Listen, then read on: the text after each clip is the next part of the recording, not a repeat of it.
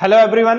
Password education आपके इस platform में आप सभी का स्वागत है। मैं हूं आपका दोस्त सोनू शुक्ला और आज हम डिस्कस करेंगे अपने फाउंडेशन इंग्लिश कोर्स के सिलेबस के बारे में। हम देखेंगे कि इसके तहत कौन कौन से टॉपिक पढ़ाए जाएंगे, साथ ही साथ इस कोर्स का ड्यूरेशन क्या होगा, कितने से कितने बजे तक इसकी लाइव क्लासेस होंगी और इसकी फीस क्या होगी, इसे कौन कौन ज्वाइन करके इस शानदार कोर्स का लाभ उठा सकता है। तो चलिए हम स्टार्ट करते हैं कोर्स के इंट्रोडक्शन से। सबसे पहले तो मैं आप सभी का बहुत बहुत स्वागत करता हूं अपने इस इंग्लिश फाउंडेशन कोर्स में। इस कोर्स को हमने इस तरह से डिजाइन किया है कि इस कोर्स में सभी टॉपिक स्टेप बाय स्टेप बहुत ही आसान तरीके से समझाए गए हैं। इसलिए यह कोर्स सभी के लिए, चाहे वह स्कूल स्टूडेंट हो, कॉलेज स्टूडेंट हो या किसी कॉम्पिटिटिव एग्जाम्स की प्रिपरेशन करने वाला एस्पिरेंट हो या कोई ऐसा लर्नर हो जो अपनी ग्रामर बहुत स्ट्रांग करना चाहता है, उन सभी के लिए यह बहुत ही शानदार कोर्स है। और इस कोर्स में हमने सबसे ज्यादा ग्रामर, वोकैबुलरी और सेंटेंस के स्ट्रक्चर पे फोकस किया है, ताकि इस कोर्स को करने के बाद आपको ग्रामर या वोकैबुलरी या इसके स्ट्रक्चर में या स्पेलिंग में कभी भी दिक्कत ना आए। इस कोर्स का पहला टॉपिक है ए टू जेड प्रोनाउंसिएशन। जब भी हम कोई लैंग्वेज सीखते हैं तो बहुत इंपॉर्टेंट है कि वह लैंग्वेज जिन अक्षरों से मिलकर बनी है उसका हमें एक्यूरेट प्रोनाउंसिएशन आए। इससे उस लैंग्वेज को सही तरीके से बोलने, पढ़ने और लिखने में हमें बहुत मदद मिलती है। इसके बाद हमारा अगला टॉपिक है स्पेलिंग रूल। इंग्लिश सीखने के लिए स्पेलिंग के रूल्स आना हमें बहुत जरूरी है। इससे हमें रीडिंग और राइटिंग में बहुत मदद मिलती है और साथ ही साथ हमारा कॉन्फिडेंस लेवल भी बहुत मजबूत होता है। अगला टॉपिक है वोकैबुलरी बिल्डिंग। किसी भी भाषा को सीखने के लिए उसके शब्दकोश का आना हमें बहुत जरूरी है, क्योंकि जब तक उसके शब्दकोश नहीं आएंगे, जब तक आप उस लैंग्वेज को सही तरीके से बोल नहीं पाओगे। इसलिए हमने बहुत ही इनोवेटिव तरीके और बहुत सारी एक्टिविटी के माध्यम से आपको वोकैबुलरी इसमें सिखाने की कोशिश करेंगे, जैसे सिनोनिम्स, एंटोनिम्स, रूट वर्ड्स। एक रूट वर्ड लेके उससे कितने प्रकार के शब्द बन सकते हैं उनको देखेंगे।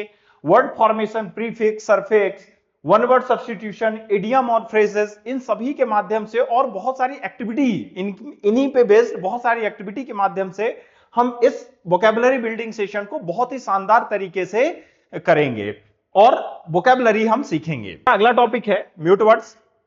जब हम इंग्लिश पढ़ रहे होते हैं तो कई ऐसे इंग्लिश के शब्द आते हैं जिनमें कुछ लेटर्स साइलेंट होते हैं, और अगर उनकी हमें सही जानकारी ना हो तो ऐसे शब्दों को पढ़ने में हमें कंफ्यूजन होता है और इनका हम सही प्रोनाउंसिएशन नहीं कर पाते हैं। उदाहरण के तौर पर फिनोमिना में पी साइलेंट है, ऑनेस्ट में एच साइलेंट है, लिसन में टी साइलेंट है, साइकोलॉजी में पी साइलेंट है, वॉक में एल साइलेंट है, नाइफ में के साइलेंट है। तो इन शब्दों को अच्छे से अगर हम जानेंगे तो हमारी जो रीडिंग स्किल है वो काफी इंप्रूव होती है।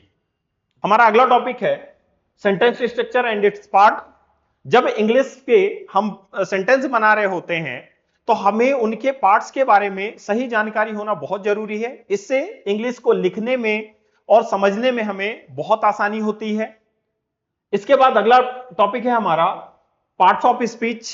पार्ट ऑफ स्पीच में हम नाउन, प्रोनाउन, वर्ब, वर्ब में हम उसके first form, second form, third form, fourth form, fifth form को बहुत डिटेल से पढ़ेंगे और इससे बहुत सारे हमारे स्पेलिंग के रूल्स भी क्लियर होते हैं।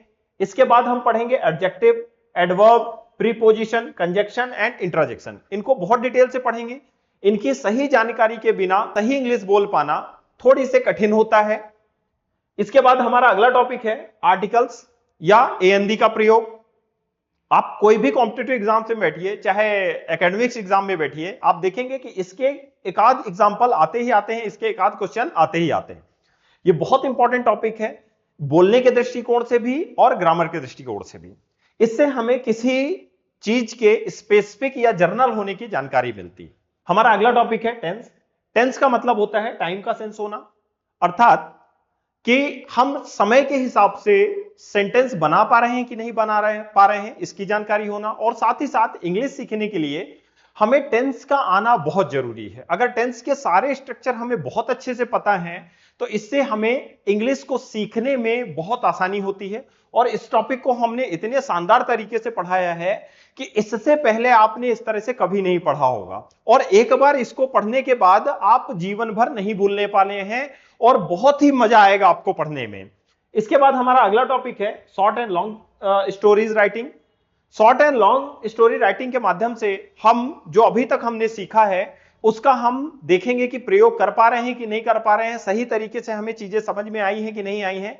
सबसे पहले शॉर्ट स्टोरी में हम क्या करेंगे, दो दो चार चार लाइन के स्टोरीज लेंगे, उनको हिंदी से इंग्लिश में ट्रांसलेट करेंगे, और फिर हम आधे पेज या एक पेज या दो पेज की स्टोरी लेंगे और उन्हें हिंदी से इंग्लिश में ट्रांसलेट करेंगे। इससे हमारी जो वोकैबुलरी है वो भी इनहेंस होगी, साथ ही साथ राइटिंग स्किल्स और क्रिटिकल थिंकिंग भी हमारी इनहेंस होगी, क्योंकि नए नए शब्दों को हम सोचेंगे और फिर उन्हें ट्रांसलेट करेंगे। तो बहुत ही शानदार टॉपिक है ये। हमारा अगला टॉपिक है सब्जेक्ट और वर्ब एग्रीमेंट।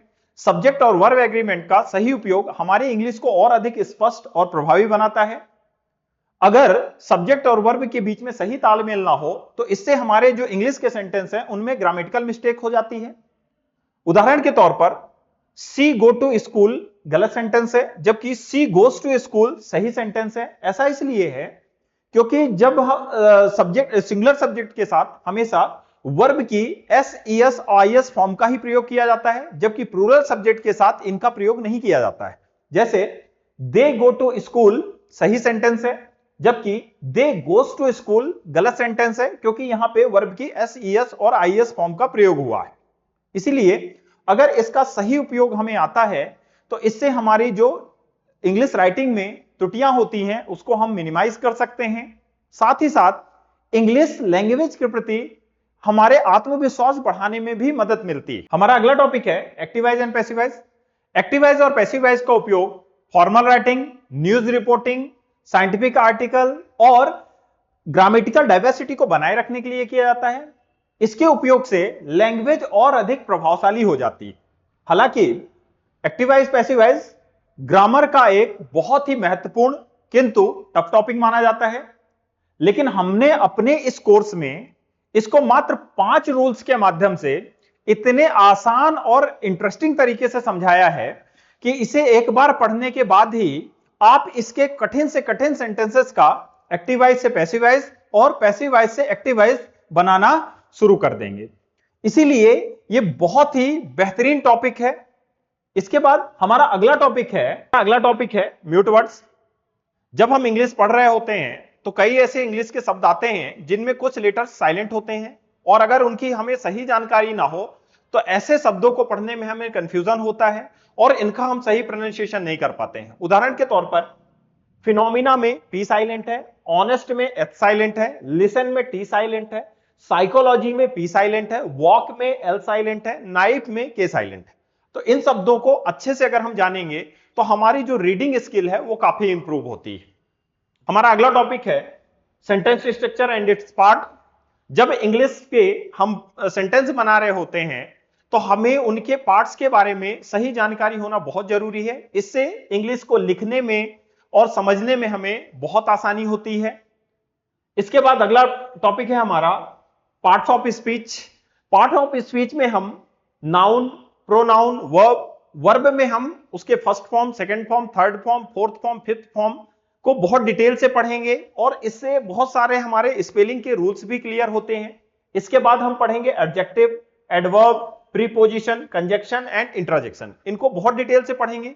इनकी सही जानकारी के बिना सही इंग्लिश बोल पाना थोड़ी से कठिन होता है। इसके बाद हमारा अगला टॉपिक है आर्टिकल्स या एएनडी का प्रयोग। आप कोई भी कॉम्पिटिटिव एग्जाम से बैठिए, चाहे एकेडमिक्स एग्जाम में बैठिए, आप देखेंगे कि इसके एक आध एग्जाम्पल आते ही आते हैं, इसके एक आध क्वेश्चन आते ही आते हैं। ये बहुत इंपॉर्टेंट टॉपिक है बोलने के दृष्टिकोण से भी और ग्रामर के दृष्टिकोण से भी। इससे हमें किसी चीज के स्पेसिफिक या जर्नल होने की जानकारी मिलती है। हमारा अगला टॉपिक है टेंस। टेंस का मतलब होता है टाइम का सेंस होना, अर्थात कि हम समय के हिसाब से सेंटेंस बना पा रहे हैं कि नहीं पा रहे हैं, इसकी जानकारी होना। और साथ ही साथ इंग्लिश सीखने के लिए हमें टेंस का आना बहुत जरूरी है। अगर टेंस के सारे स्ट्रक्चर हमें बहुत अच्छे से पता है तो इससे हमें इंग्लिश को सीखने में बहुत आसानी होती है। और इस टॉपिक को हमने इतने शानदार तरीके से पढ़ाया है कि इससे पहले आपने इस तरह से कभी नहीं पढ़ा होगा, और एक बार इसको पढ़ने के बाद आप जीवन भर नहीं भूलने वाले हैं और बहुत ही मजा आएगा आपको पढ़ने में। इसके बाद हमारा अगला टॉपिक है short and long stories writing. Short and long story writing के माध्यम से हम जो अभी तक हमने सीखा है उसका हम देखेंगे कि प्रयोग कर पा रहे हैं कि नहीं कर पा रहे हैं, सही तरीके से हमें चीजें समझ में आई हैं कि नहीं आई हैं। सबसे पहले शॉर्ट स्टोरी में हम क्या करेंगे, दो दो चार चार लाइन के स्टोरीज लेंगे, उनको हिंदी से इंग्लिश में ट्रांसलेट करेंगे, और फिर हम आधे पेज या एक पेज या दो पेज की स्टोरी लेंगे और उन्हें हिंदी से इंग्लिश में ट्रांसलेट करेंगे। इससे हमारी जो वोकैबुलरी है वो भी इनहेंस होगी, साथ ही साथ राइटिंग स्किल्स और क्रिटिकल थिंकिंग भी हमारी इनहेंस होगी, क्योंकि नए नए शब्दों को हम सोचेंगे और फिर उन्हें ट्रांसलेट करेंगे। तो बहुत ही शानदार टॉपिक है ये। हमारा अगला टॉपिक है सब्जेक्ट और वर्ब एग्रीमेंट। सब्जेक्ट और वर्ब एग्रीमेंट का सही उपयोग हमारे इंग्लिश को और अधिक स्पष्ट और प्रभावी बनाता है। अगर सब्जेक्ट और वर्ब के बीच में सही तालमेल ना हो तो इससे हमारे जो इंग्लिश के सेंटेंस हैं उनमें ग्रामेटिकल मिस्टेक हो जाती है। उदाहरण के तौर पर सी गो टू स्कूल गलत सेंटेंस है, जबकि सी गोज टू स्कूल सही सेंटेंस है। ऐसा इसलिए है क्योंकि जब सब्जेक्ट सिंगुलर सब्जेक्ट के साथ हमेशा वर्ब की S E S I S form का ही प्रयोग किया जाता है, जबकि प्लूरल सब्जेक्ट के साथ इनका प्रयोग नहीं किया जाता है। जैसे दे गो टू स्कूल सही सेंटेंस है, जबकि दे गोज टू स्कूल गलत सेंटेंस है, क्योंकि यहां पे वर्ब की एस ई एस और आई एस फॉर्म का प्रयोग हुआ है।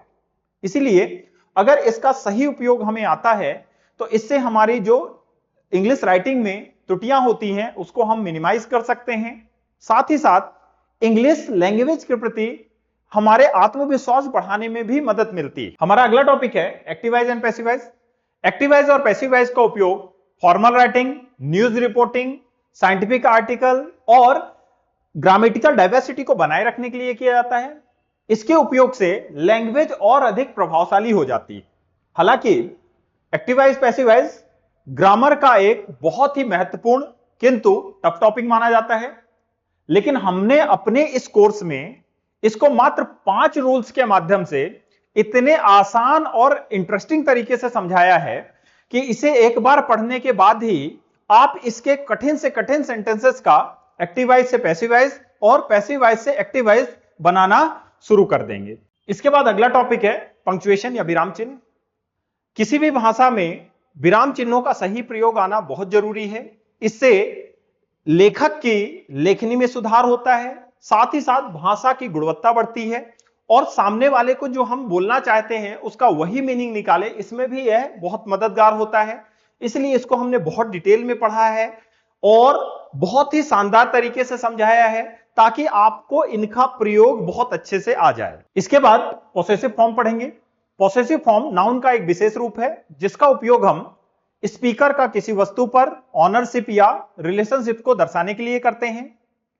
उदाहरण के तौर पर जॉन्स बुक, अगर इसे मैं नॉन पोसेसिव फॉर्म में बनाऊं तो ये इसको बोलना पड़ेगा द बुक ऑफ जॉन। इसी प्रकार द डॉग्स बोन, अगर इसे मैं नॉन पोसेसिव फॉर्म में बोलूं तो बोलना पड़ेगा the bone of the dog. तो हमने देखा कि इसके सही उपयोग से हम इंग्लिश को और अधिक आसान और अर्थपूर्ण बना सकते हैं। इसके बाद अगला टॉपिक है डायरेक्ट और इनडायरेक्ट स्पीच। डायरेक्ट और इनडायरेक्ट स्पीच इंग्लिश ग्रामर का बहुत इंपॉर्टेंट टॉपिक है, क्योंकि यह बोलचाल में, लेखन में, समाचार पत्रों में, कहानियों में या प्रोफेशनल रिपोर्टिंग में हर जगह इसका उपयोग होता है। इसके साथ साथ यह किसी भी एग्जाम, चाहे वह कॉम्पिटिटिव एग्जाम हो या किसी स्कूल की एग्जाम हो, के पॉइंट ऑफ व्यू से भी बहुत इंपॉर्टेंट टॉपिक है, क्योंकि इससे रिलेटेड क्वेश्चन एग्जाम में आते ही आते हैं। हालांकि यह टॉपिक इंग्लिश ग्रामर का काफी टफ टॉपिक माना जाता है, परंतु हमने अपने इस कोर्स में इसे इतने आसान और रोचक तरीके से समझाया है कि इसको एक बार पढ़ने के बाद ही आप कठिन से कठिन सेंटेंसेस का भी डायरेक्ट से इनडायरेक्ट स्पीच और इनडायरेक्ट से डायरेक्ट स्पीच बनाने लग जाएंगे। इसके बाद हमारा अगला टॉपिक है notice writing, application writing, letter writing और ईमेल राइटिंग एंड ड्राफ्टिंग। यदि हम किसी के साथ ऑफिशियली इफेक्टिव कम्युनिकेशन करना चाहते हैं तो इसमें ईमेल राइटिंग का बहुत इंपॉर्टेंट रोल होता है, और यदि वह ईमेल प्रॉपर स्ट्रक्चर और टोन में हो तो इससे आपका सामने वाले के साथ बहुत ही पॉजिटिव रिलेशन डेवलप होता है और आपके सभी काम आसानी से हो जाते हैं। तो ये थे वो मेन टॉपिक जो हम इस कोर्स में कवर करने वाले हैं।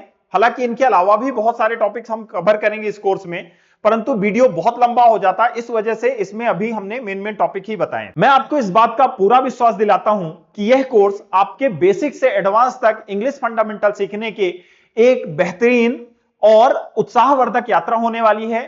तो आइए, अगर आप इंग्लिश को पढ़ने, बोलने और लिखने में मास्टरी हासिल करना चाहते हैं तो यह कोर्स आपके लिए है। इस कोर्स को ज्वाइन करने की लिंक डिस्क्रिप्शन बॉक्स में दी गई है। जल्दी से जल्दी इस शानदार कोर्स को ज्वाइन कर इसका लाभ उठाइए।